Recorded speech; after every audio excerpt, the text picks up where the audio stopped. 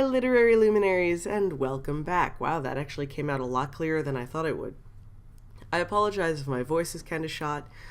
I've been sick the past couple days, and unless I really try, my voice sounds like I swallowed bricks or something. So, here we are, recording videos.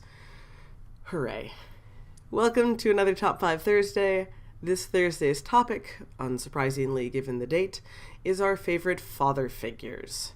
So, this one was surprisingly easy. I actually had more than 5, so I had to narrow it down a little bit. But, excited to share this one for you in honor of Father's Day, so without further ado, let's get started. Number 1. If you did not guess that number 1 was going to be Atticus Finch from To Kill a Mockingbird, I don't think you've watched many of my videos or have ever spoken to me ever. I have talked many times about how much I love Atticus Finch. I think he's a fantastic father. I think he teaches his kids well. I think he does very well being a single dad in a time and place that would not necessarily support him terribly well. I like how he teaches Scout to think for herself, and he lets Jem sort of learn lessons the hard way sometimes. But all in all, Atticus Finch, my hero forever. I could go on for longer, but I just lose my voice again, so maybe not. Number 2, I forgot the name of this character for a while, and went on to Twitter and asked the author what his name was, and actually got a response, so love you, Chuck Wendig, thank you so much. Arthur McAvoy from the Heartland trilogy. The reason I forget his name is because everyone just calls him Pop.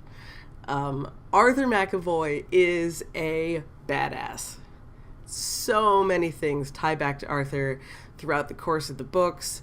He's so many levels deep. I love characters that you think you know, and then you learn something new, and you're like, oh, maybe they're this other thing, and then something else comes. You're like, I don't know who I'm looking at anymore. I loved Pop as a character. He was fantastic. I think he did phenomenal things for the plot. And again, he also has to sort of deal with being a single dad. His wife is still around, but there's issues. And just all around fantastic dude, A+ dad. Yay, Pop. Number 3, I think. Yes, number 3 is the only one on my list that is not actually the father to the person they are a father figure for. But it says father figures, so I get to pick Martin Kowalski from Vamped. And Vamped is a great little book.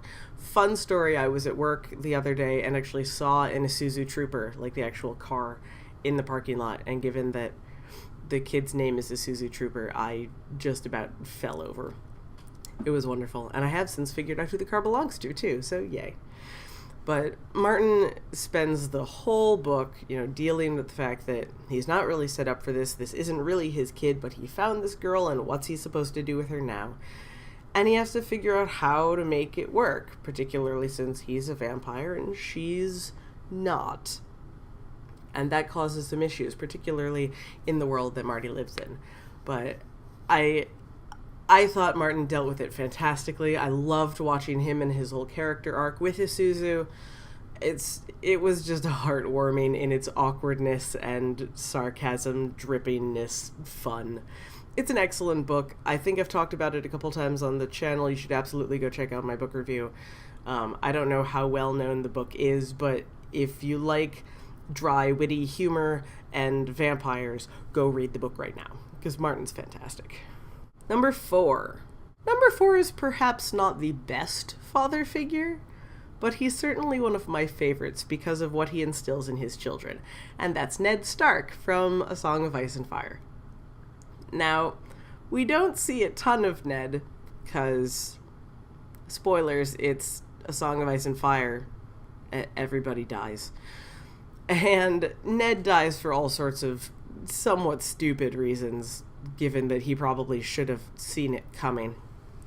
But we see what, specifically Ned, and probably Caitlin to a lesser degree, but we're talking about dads here, and I think Ned does this more, Ned instills a great deal of values and beliefs and sort of innate goodness into his kids. All of his kids, because I'm including Jon Snow, because I love Jon Snow. Shut up. But, and I mean, we see a lot of that echoing throughout all of the Stark children. I mean, not just, we see a ton of it in Robb. We're told 1,000 times that Jon looks like Ned, and there's a lot of that there. Arya very clearly has a lot of her father in her. But, you can see it in all of the Stark kids. And given that Ned Stark is probably the goodest is not a word, best, most good person in Westeros that we see for the most part, it's nice to see some of that goodness follow him into his children. His children are just a little more politically savvy than he is, which is saying something. But, most of them aren't dead yet. And finally, number 5. Number 5 is the only one I'm picking that isn't from a book series. But he's one of my favorite characters of anything ever, and he's an amazing father figure, and that is President Jed Bartlet from The West Wing.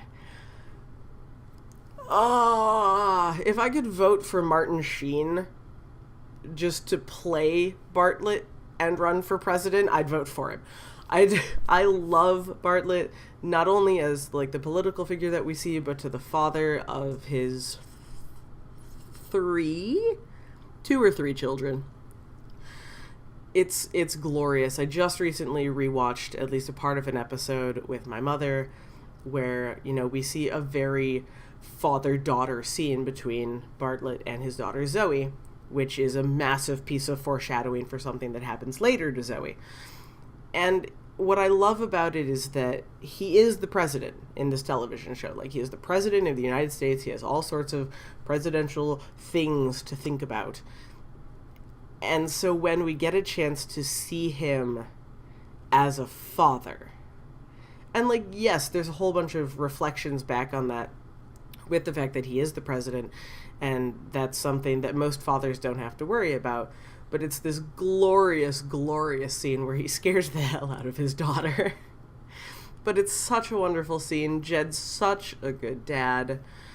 I love Bartlet so much. And honestly, he was one of the first people that came to mind when I was writing this list.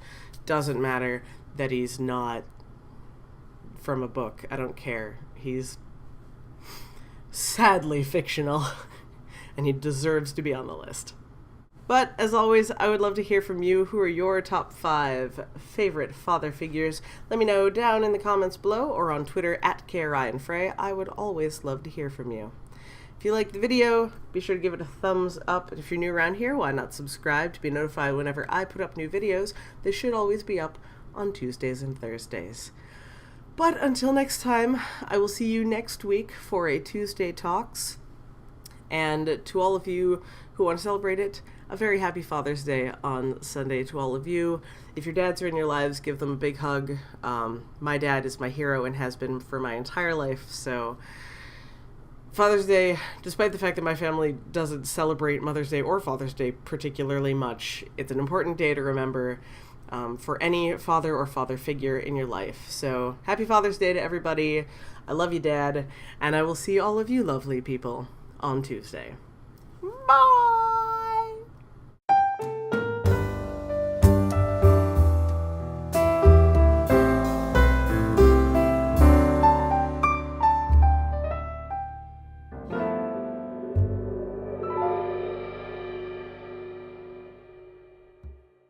Oh my god. I have to record more videos like this.